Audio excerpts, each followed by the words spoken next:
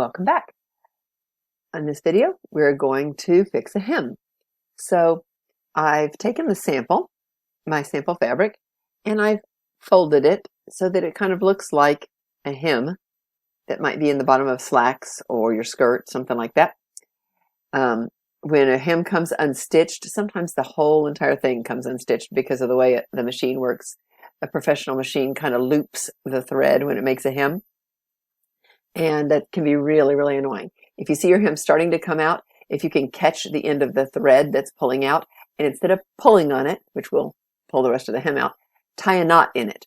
Try to tie the knot really close down to your clothing, and that should keep the rest of the hem from falling out. So you might only have to repair a few inches. So this time I've threaded my needle. I've used that needle threader just like I did before, but I only put the thread through single.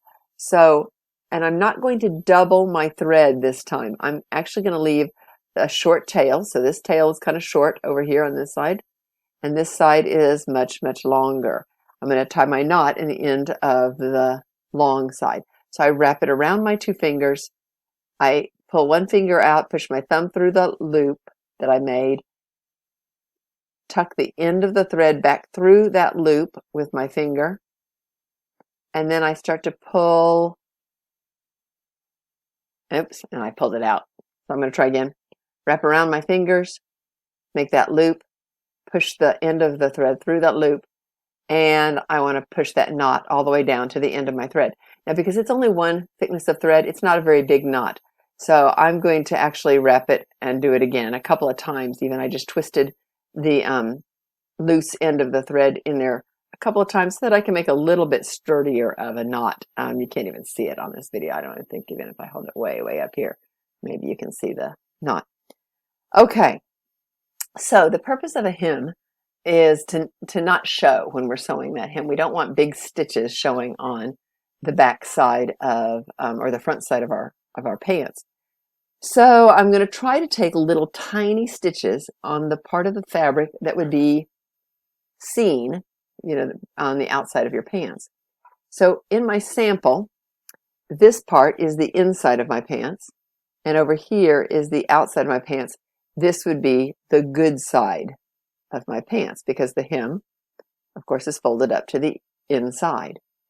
I'm going to take my needle and thread and I'm going to tuck it underneath the folded hem of my slacks. I'll call it slacks just for our demonstration.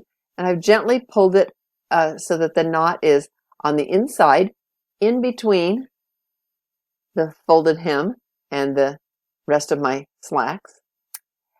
I don't want to pull it too tight because, again, if I pull it really hard, the knot's very tiny. It's probably going to pop right through the hole that I made with my needle. So I need to be careful.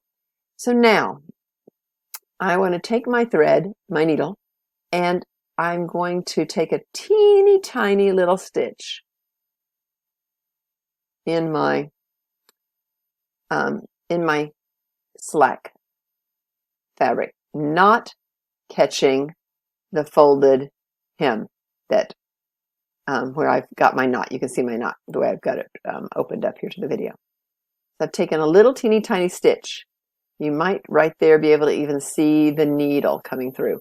I really, it's not even a 1/16 of an inch. It's so, so tiny.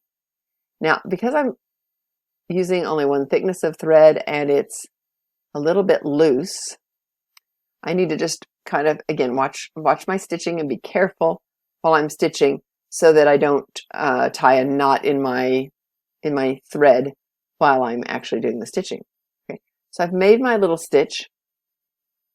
And then there's a variety of ways you can do it. Some people make kind of X's going back and forth. Some people choose to just do kind of an under over, and that's what I'm going to do, is an under over. So I made my little stitch. I'm now putting my needle in between the fabric and the folded edge and my slacks, and I'm pushing it back out to the top. Okay. And that finished off my stitch on the back side.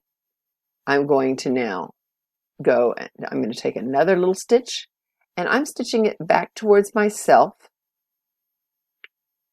just because it kind of catches it a little nicer. And again, I want to make sure that I'm taking a tiny little stitch. So you can see, maybe you can see my needle. Try to put it as really close. See how tiny that is? Tiny little piece of fabric that I'm catching with my needle. I'm going to pull that thread up tight. You can see that it's made almost a loop. I'm going to come back underneath, in between the two layers, and finish my stitch. And I'm going to just repeat that a few more times. I'm going to try to put this so I can show you a little. You can watch my hands a little bit. It's really difficult to video yourself sewing because you need to look at what you're sewing when you're sewing it, especially by hand. Okay, I'm coming back here. I'm going to take a tiny little stitch. I want to make sure that I don't wrap the thread around my needle at the same time. Again, that wouldn't be so challenging if I was actually looking at what I was stitching instead of, you can see, showing it to you. You can see that I'm making these little, tiny slanted stitches. These are big. That doesn't matter because they're on the inside of your pants. What matters is these little teeny tiny stitches here on the outside. And you can see them. I hope they're red. The reason I used red thread on white fabric was so that you could see my tiny little stitches. Now, if I was using white thread to make my hem, which is obviously what I should be doing on white pants, you would never see those stitches. They're very, very tiny. Okay, so I'm going to keep doing that, that motion. I'm going under, under the hem, and then wrapping that thread across the top, picking up a little teeny tiny stitch on my pants, going under again, across the top, picking up a little teeny tiny stitch, and again making sure that I don't wrap the thread around my needle because that'll just, it's not the end of the world, but it definitely would show a bigger stitch on even on the inside. Okay. Yeah. And you don't need to do them too close together. You might notice that I'm making them about almost a ½ inch apart, and there's nothing wrong with that. This is not a seam in your clothing that gets a lot of stress. It's just holding up the bottom edge of your slacks. I'm going to do a couple more stitches real quickly. Maybe if I turn this way, you can see it a little better.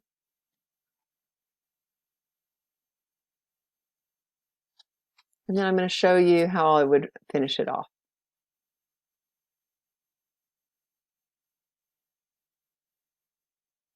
Okay, so I've got several stitches here. You can see that. So if I had about a 4-inch bit of my hem came out, it only takes about 8 or 10 stitches. The front side that everybody would see is this side, so you can see how tiny those little red stitches are.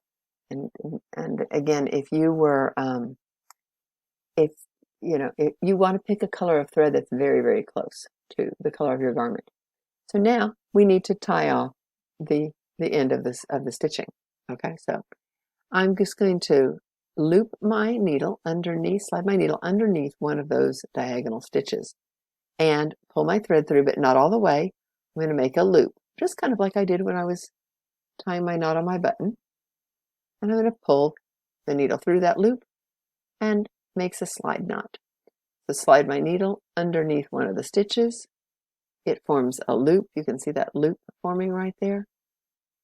Putting my needle inside that loop and sliding it down to the fabric, made a knot.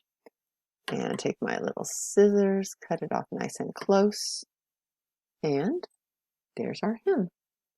And our pants are now fixed. I hope you enjoyed these demos and that you'll get some fabric and a needle and thread and some little scissors and try to do a little bit of repairing yourself.